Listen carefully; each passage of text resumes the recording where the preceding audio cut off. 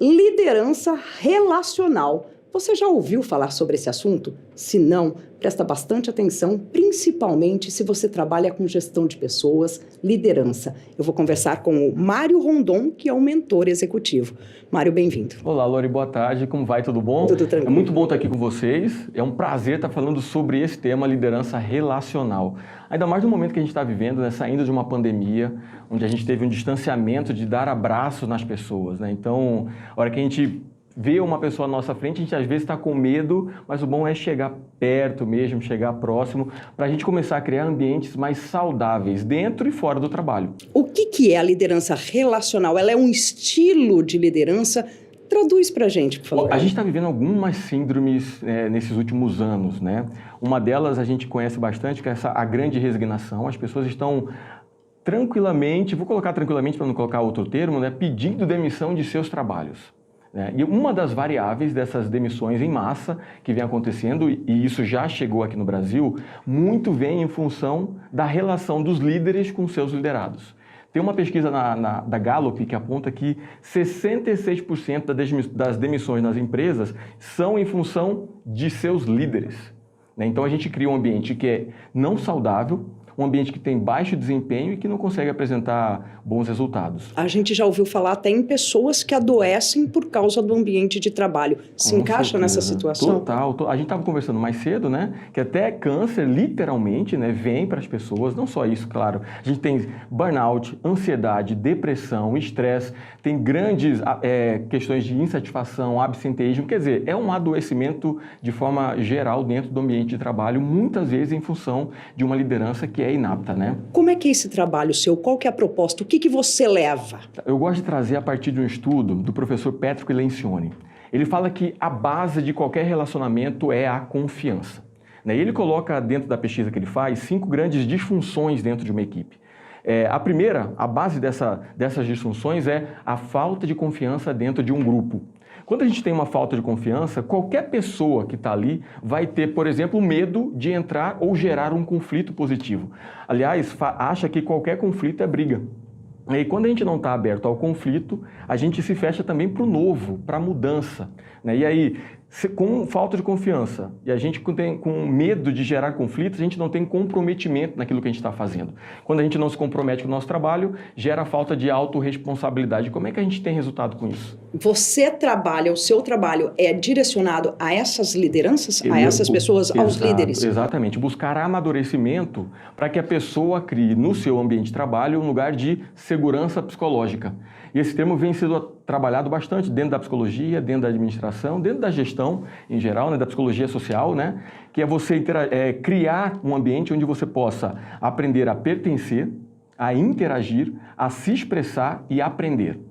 Quando a gente tem essa possibilidade de aprender aonde a gente está trabalhando, estar aberto às nossas vulnerabilidades, poder mostrar para o outro, falar, olha, não sei tudo. Já pensou um líder que esteja aberto a falar assim, eu não sei e preciso fortalecer a minha equipe para isso? Isso é maravilhoso, isso é sensacional. Só que a gente está encontrando muitas pessoas contrário a isso, com o ego inflado, querendo se esconder com uma carapaça de medo, É melhor você ter medo de mim do que me respeitar. Ou pensa que só pelo medo é que vai ser respeitado. Então, para a gente criar relações mais saudáveis e com isso melhores desempenho, melhorar a performance da nossa equipe, é importante que a gente tenha uma liderança que saiba se relacionar com o diferente, com o diverso. A gente tem uma outra expressão na liderança, que é a liderança ambidestra. A ambidestria dentro da liderança é a gente estar focado em 2 lugares. A gestão do seu trabalho, aquilo que você precisa entregar no dia a dia, que infelizmente boa parte dos líderes estão presos em incêndios diários, Essa é um lado da liderança. E o outro lado é a liderança da inovação, a mudança, o novo. A gente tem que estar pensando nesses 2 lados, dentro de uma empresa, qualquer que seja o tamanho dela. A questão é que quem faz isso acontecer são as pessoas. E se você tem pessoas adoentadas, pessoas fragilizadas, com baixo desempenho, dificilmente a gente vai ter bons resultados para isso. A gente sabe que tudo que é novo e mudanças, elas sempre incomodam, né? Como é que é fazer essa transformação? Como é que é esse trabalho? Tem uma pesquisa também da professora Carol Dweck, que eu adoro estudo, você vai ver, né? Porque como mestre Que em educação, bacana. né? Então ter fontes de estudo, trazer essas discussões, para mim, acredito que seja fundamental. A professora Carol Dweck aponta 2 tipos de mentalidade. Vou colocar de forma simples, né? 2 tipos de pessoas no mundo. Aquelas que têm uma percepção de mentalidade fixa e aquelas que têm uma percepção de mentalidade de crescimento.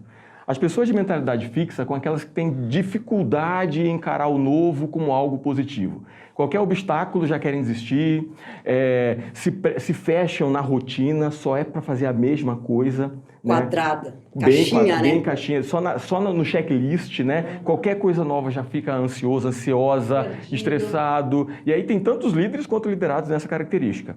O nosso desafio é fazer com que essas pessoas migrem para uma mentalidade de estar aberto ao novo. Né? E isso aí como é que faz? É um processo de educação. É um processo diário de apresentar para o seu liderado algo novo. E qual é o líder? Nós somos seres humanos. Qual é o líder que está disposto a entender que você gere processos e lidera pessoas?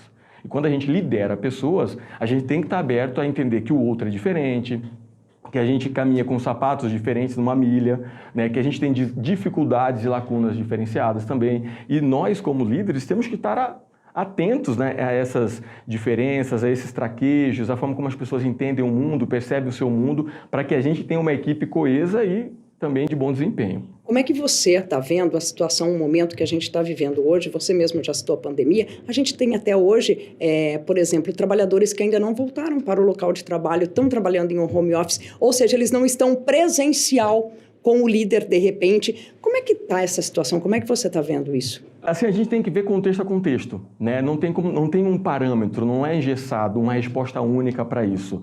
Dependendo do desenho do seu negócio, há uma necessidade, às vezes, você estar bem presente ali, criando uma sinergia maior presencial na sua equipe. Dependendo, há a possibilidade de você ter uma equipe mais distante, né? Eu trabalho com equipe, por exemplo, dentro da escola E3, né? A gente tem pessoas que estão em Fortaleza, São Paulo e Brasília. Olha só. E esse ambiente é completamente, não é nem híbrido, é completamente remoto mesmo, à distância. Uma vez por semestre a gente se reúne, a equipe inteira, aí para tratar do planejamento estratégico, de metas, de como a gente vai seguir. Mas a gente tem a condição de fazer isso de forma remota. Há contextos que não têm possibilidade. Então as pessoas preferem estar 4 dias presencial, 1 dia online. E já tem também desenhos de 4 dias online ou remoto e 1 dia presencial. O importante é a gente analisar o contexto do seu negócio, as características da sua equipe e como que o desempenho positivo pode ser entregue. Aí tem uma pergunta que cabe a cada pessoa dentro daquele negócio. Eu costumo fazer para os meus mentorados, que estão principalmente infelizes ou se sentem mal dentro do seu trabalho. Faz sentido o tipo ou o estilo de trabalho que você tem onde você está? Se fizer sentido, ok, vamos trabalhar para aprimorar as suas competências nesse local. Mas se não fizer sentido, talvez esteja na hora de redesenhar uma transição, uma mudança de local de trabalho, para você não se adoecer também. Então essa clareza, essa maturidade profissional é uma coisa que precisa e pode ser desenvolvida e aprimorada, né? Você falou de competências e eu vou acrescentar um pouquinho habilidades. Antigamente, a gente dizia que chefe é nato. A pessoa nasce para ser chefe, nasceu para ser chefe.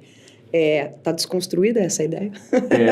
Eu vou falar que está desconstruída, mas a gente pode redesenhar, né, o entendimento, né? Assim, dentro da psicologia positiva, a gente tem a ideia de talentos e forças. Qual é a diferença? Talento é tudo que a gente tem possibilidade ou potencial de entregar, né, o melhor possível, né? Aquilo que a gente tem mais afinidade. Algumas pessoas têm talento para música, de repente pegam um instrumento e tocam, né? Eu até gostaria de ter o talento que o meu irmão, por exemplo, tem para música. Não tenho. Eu já tentei tocar o violão, mas não sai nada, né? Talvez se eu tiver um esforço maior, um pouco mais de atenção, eu consiga pelo menos tocar umas 3 ou 4 músicas, mas eu não dou a devida atenção. Mas mesmo o meu irmão, que tem talento para música, né, se ele não der atenção e estudar, aquele talento fica esquecido. Então, a diferença de talento para força é o quanto de esforço eu entrego para determinada competência que eu tenho. E esse esforço tornado em força me dá um resultado positivo. Então, a liderança é uma competência. E é uma competência com várias habilidades dentro dela. Eu costumo falar que a liderança é um construto né, de várias habilidades, a comunicação, a entrega, a relação, sensibilidade, criatividade, inovação, adaptabilidade. Então, é uma série de outras competências dentro desse construto, né, chamado liderança, e que a gente pode ir injetando ou aprimorando esses talentos que nós temos para ela, sim, se tornar uma grande força. Então, não depende da gente nascer líder. Antigamente tinha essa ideia, e até um pouco racista, inclusive, porque tinha que ser homem, branco e alto, bonito, belo. Né? Tinha que ser assim, essas são belezas que tem que estar. Se você não for assim, já era. Isso aí já é completamente ultrapassado, né? E a gente pode perceber de uma forma diferente, que são competências hoje, inclusive mais human skills, como estão colocando, né? Competências mais humanas. Técnicas é importante, sem dúvida, mas mais humanas. Criatividade, sensibilidade. Houve o Fórum Econômico Mundial de 2000, onde das competências para essa próxima década, até 2030, as 15 primeiras, 95% delas são socioemocionais. Então, estão ligadas à resolução de problemas complexos, à sociabilidade, à flexibilidade, à nossa criatividade, quer dizer, à inteligência emocional. Quer dizer, são human skills, é o que nos diferencia, por exemplo, de uma inteligência artificial. Essas competências podem ser desenvolvidas. Aliás, pela liderança, deve ser um compromisso eles estarem abertos a desenvolver essas competências, né? Eu queria, para a gente finalizar, só que você colocasse, aí, apesar de você já ter comentado bastante, o que a gente espera do líder de hoje. Qual que é o perfil do líder que se espera, sem rotular, sem botar na caixinha, sem criar quadradinho, sem nada. Mas o que eu, no caso, trabalhador, posso esperar de um líder? Perfeito. A liderança relacional, inclusive, trabalha em treinamentos dentro da escola I3, né? Escola de Educação Executiva. A gente tem 4 grandes pilares que precisam ser desenvolvidos. A gente, inclusive, vai fazer esse treinamento no semestre que vem, junto com a Secretaria da Fazenda aqui do Estado de Mato Grosso, né? Os 4 pilares são, primeiro, a visão exponencial. Ter claro que as coisas mudam, o momento é diferente, as pessoas são diferentes e querem ser vistas de formas diferentes também. Então, a visão exponencial do líder, estar aberto para o novo, é fundamental. A outra é o aprendizado acelerado. O aprendizado acelerado permite com que a gente tenha essa mentalidade de crescimento. Não fique engessado ou fixo. Então, a gente precisa trabalhar essa possibilidade de estar sempre aprendendo. Eu gosto de destacar aqui que é fácil a gente falar sobre didática. Didática todo mundo conhece. Agora, o que a gente desconhece é matética. Porque didática é a ciência de ensinar. Matética é a ciência do aprender. A gente dá pouca atenção para o aprendizado, né? Então, a gente precisa estar aberto a aprender. Então, a aprendizagem acelerada. A outra são conexões fortes. E essas conexões fortes relacionadas a quem? A nós, pessoas. A gente ter relações saudáveis e criar essas relações saudáveis. O líder conhecer o seu liderado, estar aberto para esse novo, para esse diferente, para essa perspectiva nova, né? E, por fim, com todos esses 3 pilares, primeiro, o nosso poder de execução. A gente tem que entregar resultado, a gente tem que alcançar a meta, ainda que eu defenda que a gente não tem controle sobre o resultado, a gente pode controlar, entre aspas, o nosso desempenho, a performance da nossa equipe. Então, é isso que a gente tem que estar olhando. Visão exponencial, aprendizagem acelerada, conexões fortes e poder de execução. Que delícia. Muito obrigada pela conversa. Eu que agradeço. Eu acho que isso serve para todo mundo. Eu acho que é o bem das pessoas, é a transformação das pessoas, né? Isso serve tanto para pessoas quanto para empresas. Prazer. Obrigado pelo convite. Eu que agradeço. Muito obrigada. O Repórter MT fica por aqui e até a próxima.